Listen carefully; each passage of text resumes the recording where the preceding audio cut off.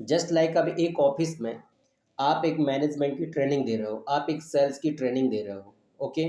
आप चाहे आपकी सेल्स में कोई भी हो, चाहे आप सॉफ्टवेयर बेच रहे हो, चाहे आप वेबसाइट बेच रहे हो, चाहे आप ऐप डेवलपमेंट का काम कर रहे हो, चाहे आप आयुर्वेदिक प्रोडक्ट बेच रहे हो, चाहे वो आपके मॉस्किटो किलर मशीन बेच रहे हो, चाहे आप अपने रियल फ्यूचर मैनेजमेंट के अंदर वेपोराइजर बेच रहे हो, या पेस्ट रिपेलर बेच रहे हो, या मॉस्किटो किलर मशीन के साथ आप क्या मैग्नेटिक ब्रश बेच रहे हो, या मेडिकेटेड कॉटन सॉक्स बेच रहे हो, दुनिया की कोई भी चीज़ आपकी संस्था में हो, ओके। तो रियल फ्यूचर मैनेजमेंट में मान के चलो आप एक ज़िले की किसी एक ब्रांच में आपको मेहनत करते हो, आपकी सेल्स को देखते हुए, आपके ऑफिस में रहने और आपका संस्था के प्रति डेडिकेशन को देखते हुए संस्था ने आपको ट्रेनिंग मैनेजर बना दिया, ओके। अब आप ट्रेनिंग मैनेजर का फ़र्ज होता है आपको हायर आउट करना है, सबसे अच्छा बिजनेस करना है, सबसे अच्छा सेल्स करना है, सबसे अच्छा सेल्स का मैनेजमेंट, फील्ड का मैनेजमेंट और ऑफिस का मैनेजमेंट आपको बना के दिखाना है कि आपके मैनेजर को आपको कोई चीज़ बोलना ना पड़े, आपके सीनियर को कोई चीज़ बोलना ना पड़े। अब यहाँ पर दो चीज़ निकल के आती है, एक जूनियर चालाक होता है कि वो सीनियर की चमचागिरी करके चाटुकारिता करते हुए प्रत्येक चीज़ सीख लेता है। तो वो सिर्फ अपने सीनियर का सगा हो सकता है एज ए मैनेजर का, लेकिन संस्था का सगा नहीं होगा। जब वो कंपनी का सगा नहीं होगा तो एक ना एक दिन क्या होगा, एक ना एक दिन क्या होगा, या तो वो ब्रांच फ्लॉप होगी, ठीक है, या तो वो उस मैनेजर का भी भविष्य खराब होगा, या तो मैनेजर भी अपने गुरु की संस्था की नज़रों में क्या बेकार हो जाएगा, और वो बच्चे का भविष्य भी अधर में चला जाएगा। समझ गए? क्यों चला जाएगा? क्योंकि वो पर्टिकुलर किसी एक व्यक्ति का सगा है, संस्था का सगा नहीं है। यदि संस्था का जो छात्र सगा होता है वो नियम का पालन करता है, ओके। नियमों का पालन करके टाइम से तैयार होगा, टाइम से क्लास करेगा, टाइम से क्या रेडी होकर के टाइम मैनेजमेंट के साथ क्या मीटिंग करेगा, प्रैक्टिस करेगा, लेट्स गो करेगा, फील्ड पर जाकर के 8 आवर्स 8 घंटे ईमानदारी से काम करेगा, शाम को टाइम से ऑफिस में उपस्थित होगा, फिर प्रिपरेशन बनाएगा, क्लास करेगा, पूरी तरह से मनमानी करके नहीं चलेगा, फाइनेंस मैनेजमेंट को सुधारेगा।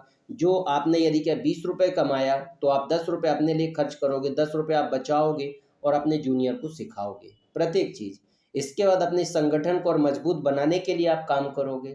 संगठन के साथ आपके प्रत्येक सीनियर से लेकर जूनियर तक, manager, deputy director, director, branch manager, MD, field executive, training manager, group leader, प्रत्येक चीज़ की आप कदर करोगे, ठीक है। अब ये जो रूल्स एंड रेगुलेशन होते हैं, दो प्रोसेस होते हैं। यदि किसी को ज़बरदस्ती रूल्स एंड रेगुलेशन में ढाला जाएगा तो वो व्यक्ति सगा नहीं होगा, लेकिन जो पूरे नियमों का पालन करके वो आज नहीं तो कल अपने आप को सुधार के चलेगा, स्वार्थ को हटा के एक सच्चा साथी बनेगा बड़े संगठन के लिए, तो वो चापलूस नहीं बनेगा, वो आज नहीं तो कल इतिहास जरूर रचेगा, ओके। अब उदाहरण के लिए जिस तरह से महाभारत में 5 पांडव थे, अब यदि अर्जुन कहता कि हाँ मैं तो क्या धनुष बाण में बहुत शक्तिशाली हूँ, तो मुझे इन 4 भाइयों के साथ वो कुछ भी करे मुझे कोई मतलब नहीं। भीम कहता है कि मैं गदाधारी हूँ, मैं गदा चलाने में बहुत दमदार हूँ, और यदि वो अपने अपने हुनर का मनमानी करके इस्तेमाल करते तो वो महाभारत जीत पाते। फिर उनके गुरु जो कृष्ण भगवान थे उनको सिखाना, उनको गाइड करना उनके लिए बहुत कठिन हो जाता। लेकिन उन पांचों ने अपनी अपनी शक्तियों को क्या किया, एकजुट किया, एकजुट किया, तो वो महाभारत जीते। लेकिन आज की स्थिति में बहुत सारे लोग क्या करते हैं, यदि उन्होंने थोड़ा सा सेल्स करना क्या सीख लिया, थोड़ा सा उन्होंने डिजिटल मार्केटिंग क्या सीख लिया, थोड़ा सा वो टेक्निकल काम करना क्या सीख लिए, या थोड़ा सा उन्होंने लीडरशिप क्या सीख लिया, या थोड़ा सा उन्होंने क्या पूरी तरह से क्या ऑफिस मैनेजमेंट क्या सीख लिया, या थोड़ा सा उन्होंने क्या किसी स्टूडेंट को फील्ड पर ले जाकर के ट्रेनिंग देना क्या सीख लिया, तो ज़्यादातर लोग एकजुट होने के बजाय अपनी अपनी क्वालिटी का 100% एक अपने गुरु के रास्ते के साथ एक साथ इकट्ठा करना सीखने करने की बजाय वो मनमानी करने लगते हैं। और नतीजा क्या होता है, फिर आप किसी एक चीज़ में आप मास्टर होगे, लेकिन कुछ ऐसी चीज़ होगी जिसमें आप बहुत बेकार होगे। समझ गए? किसी एक चीज़ में मैं मास्टर होऊंगा, लेकिन कुछ चीज़ों में ऐसा हो सकता है कि मैं बेकार हूँ। लेकिन जब आप अपनी सभी लोग मिलकर के जब अपनी अपनी ताकत का इस्तेमाल करते हैं तो महाभारत जीता गया था। समझ रहे हैं बात को? वैसे यदि आप अपनी कंपनी को विशालकाय कंपनी में बदलना चाहते हो, आप अपने काम को विशालकाय काम में बदलना चाहते हो, तो आप पहले अपनी सभी ताकत का, अपने अंदर की क्वालिटी का पूरी तरह से एकजुट करना सीखो। किसी को आप एक उँगली मारोगे, असर नहीं पड़ेगा, लेकिन पूरी उँगलियों को एकजुट करके और एक मुक्का बना करके मारोगे ना, तो बहुत ज़्यादा इफ़ेक्ट पड़ता है।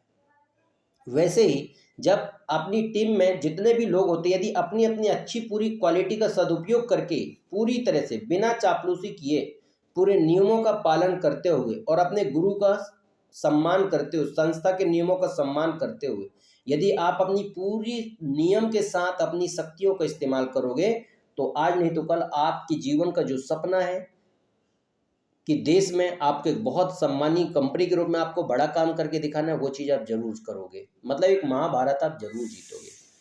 लेकिन यदि आप मनमानी करोगे कि हाँ, मैं तो इसमें बहुत महान हूँ, मेरा कुछ नहीं बिगड़ने वाला, तो आप मनमानी करोगे, दूसरे मनमानी करेंगे। एक न एक दिन आपका जो मकसद है, वो सब कुछ बिखर जाएगा।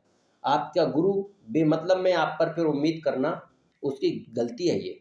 तो इसलिए आपको ध्यान देना है कि क्या आप किसी प्रकार से आप कंपनी के नियमों के साथ खिलवाड़ तो नहीं करते। इस चीज़ को आपको ध्यान देना है। प्रत्येक चीज़ में आपको अपने आप को शक्तिशाली बनाना है। शक्तिशाली मतलब पूर्ण एकाग्रता के साथ अपने काम को कैसे करना है। ओके, प्रत्येक चीज़ अपने मैनेजमेंट को कैसे बनाना है, इस चीज़ को हमेशा अपने आप को रेडी रखिए।